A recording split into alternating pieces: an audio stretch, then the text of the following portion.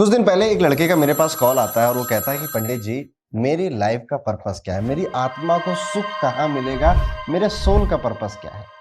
अब ये प्रश्न बहुत डीप है, इसका आंसर कोई और करे आपके लिए, इससे अच्छा है कि आपको खुद पता चल जाए कि आपकी सोल का पर्पस क्या है। वो कौन सी चीज़ें हैं जो करने से आपको सबसे ज़्यादा खुशी मिलेगी, वो कौन से चैलेंजेस हैं जिनको ओवरकम करना है। होता है ना कि हर सोल के ऊपर एक डेट होता है, कार्मिक डेट होता है, वो डेट क्या है। तो आज हम इसी टॉपिक को डिस्कस करेंगे और आज के इस पूरे वीडियो में मैं आपको सिखाऊंगा कि अपनी खुद की कुंडली से आप अपना सोल पर्पस कैसे फाइंड आउट कर सकते हैं, क्या चैलेंजेस हैं, उन्हें कैसे ओवरकम करना है। तो दोनों साइड को हम बात करने वाले हैं कि किन चीजों में बहुत खुशी मिलेगी और क्या क्या चैलेंजेस आपके सामने व्यवहारिक तौर पर आएंगे जिनको आपको टैकल करना पड़ेगा। देखिए, कुछ लड़ाइयां ना लड़नी पड़ती हैं, हर चीज के लिए उपाय और रेमेडी नहीं होते हैं। कुछ चीजों को एक्सेप्ट करना पड़ता है, कुछ दुख को एक्सेप्ट करना पड़ता है। लेकिन फायदा तब है कि जब आपको पता है कि वो चैलेंजेस क्या है। और मैं एम श्योर जब आप ये वीडियो पूरा देखेंगे तो आप रिलेट जरूर करेंगे कि हाँ, ये ज्योतिष की पावर है, ये एस्ट्रोलॉजी की पावर है। इसलिए आपको ना अपनी जन्म कुंडली अपने हाथ में रखनी पड़ेगी। अब हो सकता है कि आपके पास कुंडली हो, नहीं है तो कोई बहुत बड़ा रॉकेट साइंस नहीं है। किसी भी गूगल पे जाइए, टाइप करिए फ्री कुंडली सॉफ्टवेयर, कई सारे सॉफ्टवेयर आ जाएंगे। किसी भी सॉफ्टवेयर पे क्लिक करके अपनी बर्थ डिटेल्स टाइप करिए और आपके पास कुंडली के साथ बहुत सारा डेटा आ जाएगा। जैसे फॉर एग्जांपल मेरे सामने एक कुंडली खुली हुई है।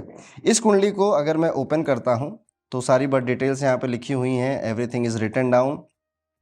मुझे जाना है घूम फिर के इस पेज पर। इस पेज पे आप देखोगे कि यहाँ पर आपको बहुत सारी डिटेल्स दिखी हुई मिल जाएंगी।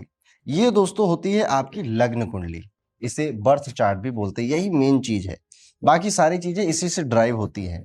ये चंद्र कुंडली है, लेकिन आज के कॉन्सेप्ट में इसका कोई यूज नहीं है। और ये D9 चार्ट है, तो आज के कॉन्सेप्ट में इसका भी कोई खास यूज अभी तो नहीं है। ओके, तो हमें मेन फोकस करना है लग्न कुंडली। तो ये पूरा चार्ट बना हुआ है, इसमें ये आपका फर्स्ट हाउस होता है। ये हमेशा यही फर्स्ट हाउस रहेगा, चाहे मेरी कुंडली हो चाहे आपकी कुंडली हो। यहाँ पर ये जो है, ये राशि का नंबर लिखा हुआ है। जैसे 8 नंबर की राशि स्कॉर्पियो या वृश्चिक होती है, तो वृश्चिक राशि फर्स्ट हाउस में है, ये हो जाएगा सेकंड हाउस। इसी तरह ये हो जाएगा थर्ड हाउस, और सो ऑन चलता रहेगा। ये हो जाएगा आपका 7th, इसी तरह से ये हो जाएगा आपका 12th हाउस। तो हाउस फिक्स होते हैं, राशियां आप सबकी कुंडलियों में डिफरेंट डिफरेंट हो सकती हैं। और यहां पर अगर आप देखोगे तो इसी चीज को ना एक टेबल के फॉर्मेट में लिखा हुआ है। जैसे सारे प्लेनेट लिखे हैं वो किस राशि में बैठे हैं। जैसे आप देखो, सूर्य बैठा है 8वें नंबर में, तो यहां पर वही चीज लिखी है कि सूर्य बैठा है वृश्चिक राशि, वृश्चिक राशि 8वें नंबर की राशि। तो ये सारी डिटेल जब आपको पता चल गई, तो अब जो मेन चीज आपको निकालनी है वो ये है कि सबसे पहले ये जो लगन की निकली लिखा है, इसे कट कर दीजिए, इसका यूज नहीं है। नीचे से आके दसम भाव, प्लूटो, नेपच्यून, ये सब इन चीज़ों का आपको कोई यूज़ नहीं है। Ketu and Rahu also. हमें चाहिए हमारी 7 सेलेस्टियल बॉडीज जो सोलर सिस्टम में हमको दिखाई देती हैं। वो आपके सामने है, सूर्य, चंद्रमा, मंगल, बुध, गुरु, शुक्र और शनि। अब यहां पर आपको इनकी डिग्री वाले सिस्टम में जाना है। ये देख रहे हो, ये डिग्री सिस्टम में आपको देखना है कि किस प्लेनेट की क्या डिग्री है। अब ये आप, आई एम श्योर आप कोई भी हॉरोस्कोप लोगे उसमें ये चीज आपको जरूर नजर आ जाएगी। ठीक है, अब इसमें सबसे ज्यादा डिग्री जिसकी, वो प्लेनेट आपको पकड़ लेना है। फॉर एग्जाम्पल यहां मैं देखूं, सूर्य 25 का है लेकिन चंद्रमा 29 डिग्री का है, और 29 डिग्री से ज्यादा कोई है नहीं, तो 29 डिग्री का चंद्रमा। तो चंद्रमा को हम पकड़ लेंगे और नोट डाउन कर लेंगे कि मून वो प्लेनेट है, मून वो ग्रह है जो हमारी कुंडली में हाईएस्ट डिग्री का है। तो चंद्रमा आपको मिल गया हाईएस्ट डिग्री वाला प्लेनेट। ऐसे ही आपकी कुंडली में चंद्रमा भी हो सकता है या कोई और भी इन 7 प्लेनेट में से एक हो सकता है। हमें बस वो हाईएस्ट डिग्री वाला प्लेनेट खोज के निकालना है। राहु केतु को इग्नोर, बाकी सब चीजों को इग्नोर, बस उस प्लेनेट को समझना है। ये हाईएस्ट डिग्री का प्लेनेट ही आपके सोल पर्पस को डिफाइन करने वाला है। कुछ ही देर में मैं इसको डिस्क्राइब करूंगा आपके सामने। अब आप क्या करिए, अपने हाईएस्ट डिग्री प्लेनेट को, इसको हाईएस्ट डिग्री प्लेनेट ऐसे HDP लिख लेते हैं। इसको आप किसी कॉपी पे नोट कर लीजिए। जैसे मेरे केस में ये मून है, और मून से ही हम स्टार्ट करते हैं इस चीज़ को समझना। बाकी मैं सातों के 7 प्लेनेट के बारे में आपको समझाऊंगा। आप नोट डाउन कर लीजिए, आप चाहें तो नोट्स बना लीजिए, और हर एक आपके घर में जिसका भी हो उसका देखने की कोशिश करिएगा और उनको भी ये बातें बताइएगा। तो स्टार्ट करते हैं कि अगर आपके लग्न कुंडली में मून वो प्लेनेट है जिसकी डिग्री सबसे ज़्यादा है, तो आपका सोल का पर्पस क्या है। इस कॉन्सेप्ट को आत्म कारक कहते हैं। आत्मा का कारक यानी कि the desire of the soul. वो कौन से काम है जिसमें सोल का डिजायर फुलफिल होगा, वो कौन से चैलेंजेस हैं जो आपकी सोल इस पर्टिकुलर लाइफ में फेस करेगी। अगर चंद्रमा आपका हाईएस्ट डिग्री का प्लेनेट है तो आपका लाइफ हुआ है कंपैशन को फैलाने के लिए, आपका जन्म हुआ है प्यार को फैलाने के लिए, आपका जन्म हुआ है लोगों के बीच में सुलह कराने के लिए। आपका नेचर भी आप देखोगे ना तो बहुत पीसफुल है।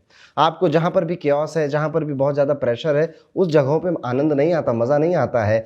आपका जन्म हुआ है सच्चे प्यार को बढ़ाने के लिए, और यहीं पर आपके चैलेंजेस भी हैं कि ये सारी चीज़ें मिलेंगी भी नहीं आपको, क्योंकि मैंने कहा ना कि कुछ दुख झेलने पड़ेंगे, कुछ लड़ाइयाँ लड़नी पड़ेंगी। तो आपके लाइफ की, आपकी सोल की लड़ाई ही यही है। क्या पता अभी आप लाइव के उस स्टेज पे ये वीडियो देख रहे हैं जब आप ये सारी लड़ाइयाँ लड़ चुके हैं, या उस स्टेज पे ये वीडियो देख रहे हैं जब ये लड़ाइयाँ आपके सामने आ रही हैं। तो different different life, different different experiences हो सकते हैं। जब चंद्रमा आपका आत्मकारक का प्लेनेट बनता है तो यानी कि आप जन्म लेते हैं फीमेल्स को सर्व करने के लिए, चाहे वो मदर हो, डॉटर हो, आपकी वाइफ हो, या फिर कोई भी फीमेल कलीग हो आपका, आप उनको सर्व करने के लिए ये बर्थ लेते हैं। और आप अपने नेचर में भी देखोगे कि आप एक बहुत ही मिलनसार व्यक्ति हो, फ्रेंडली व्यक्ति हो, जो किसी के साथ भी घुल मिल सकता है, जो सब लोगों की सीक्रेट्स अपने पास रख लेता है, और जो लोगों पे विश्वास भी बहुत करता है, जिसे इंसानियत पे आज भी विश्वास है। तो ये है चंद्रमा जब आपका आत्मकारका बनता है। अब अगर आपने रिलेट किया हो तो कमेंट करके जरूर बताइएगा।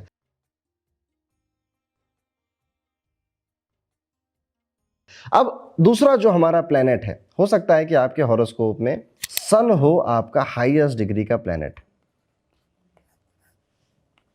वैसे अगर आप में से कोई एस्ट्रोलॉजी को जानता है या मेरे पुराने वीडियोस देखता है तो सूर्य नेचुरल आत्मकारक होता है, मतलब कोई डिग्री विग्री देखने की जरूरत नहीं है। ये वैसे ही कुंडली के जिस भी हाउस में बैठेगा आपको किस चीज से सुख मिलेगा वो बता देता है। लेकिन आज हम एक डिफरेंट कॉन्सेप्ट की बात कर रहे हैं, इसलिए अगर सूर्य की हाईएस्ट डिग्री भी है आपके हॉरोस्कोप में, तब देखिए ये क्या करता है। सबसे पहले ये आपके अंदर एक ईगो भर देता है, आपके अंदर एक एम्बिशन का बहुत बड़ा तड़का लगा देता है कि मुझे जीवन में कुछ करके गुजरना है, कुछ बड़ा नाम कमाना है, बड़ी धन दौलत कमानी है, मुझे रिस्पेक्ट कमानी है। ये जितना भी पैसे के पीछे भाग रहा है, ये जितना भी पावर के पीछे भाग रहा है, उन दोनों का अगर आप क्रक्स इससे पूछोगे तो क्रक्स यही है कि भैया मेरा रौला होना चाहिए, मेरा भपका जमना चाहिए, यानी कि द ह्यूज रिस्पेक्ट। इसकी जो सोल है उसको यही चाहिए, बहुत ज़्यादा रिस्पेक्ट चाहिए।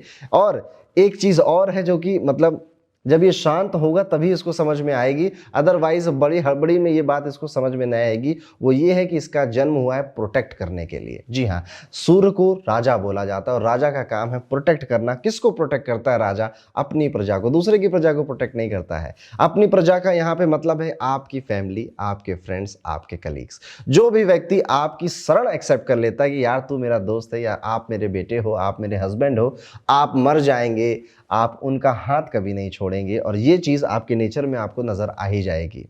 अब कुछ अगर व्यवहार की बात करें तो नेचुरली आपके अंदर लीडरशिप क्वालिटी आ जाती है, आप एक अथॉरिटेटिव नेचर रखते हैं, कॉन्फिडेंस आपका ठीक ठाक मज़ेदार होता है, और आप जहां जाते हैं आपको कोई इग्नोर नहीं कर सकता, लोग आपको पहचान जरूर जाएंगे। मतलब आपको भूला नहीं जा सकता, आपका व्यवहार ही ऐसा है। राजा जब चलते हैं ना तो बॉडीगार्ड आसपास रहते हैं ना, तो लोगों का ध्यान चला ही जाता है। सेंटर ऑफ अट्रैक्शन बनना भी आपकी सोल को बहुत ज़्यादा पसंद होता है, आपको बड़ा आनंद आता है, चाहे आप अपने प्रोफेशन में हो या अपने घर में हो। ये चीज़ आपके ना बाय डिफॉल्ट आपके साथ होती रहती है। लेकिन अब सोल का पर्पस क्या है? सोल का पर्पस इसी ईगो को नष्ट कर देना है, इसी ईगो को हम्बलनेस में कन्वर्ट कर देना है। और इसके अलावा भी कई सारे चैलेंजेस हैं जो जब सूर्य हाईएस्ट डिग्री प्लेनेट बनता है तो आपको फेस करने पड़ेंगे। अब अगर आपने मेरी बातों से रिलेट किया है और सूर्य आपका आत्मकारक का प्लेनेट है तो कमेंट करके जरूर बताइएगा।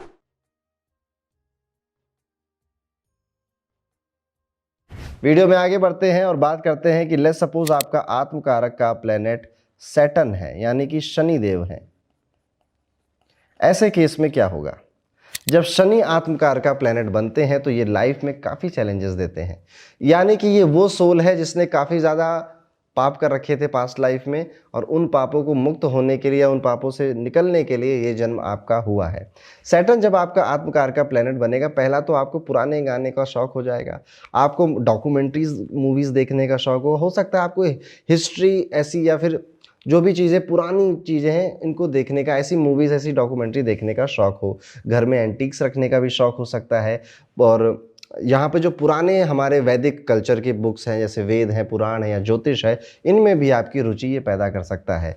ये लोग ना बहुत कम उम्र में इनको ऐसा लगने लग जाता है कि हम बहुत बूढ़े हो चुके हैं, हमारे पास न जाने कितना अनुभव, कितना एक्सपीरियंस हो गया है जीवन का। जब सैटर्न आपका आत्मकार का प्लैनेट बनता है तो आप एक ऑब्जर्वर बन जाते हो, जो सारी चीज़ों को ऑब्जर्व कर लेता है। पर ये ऑब्जर्व क्या करता है पता है? दुख, पेन, सफरिंग्स।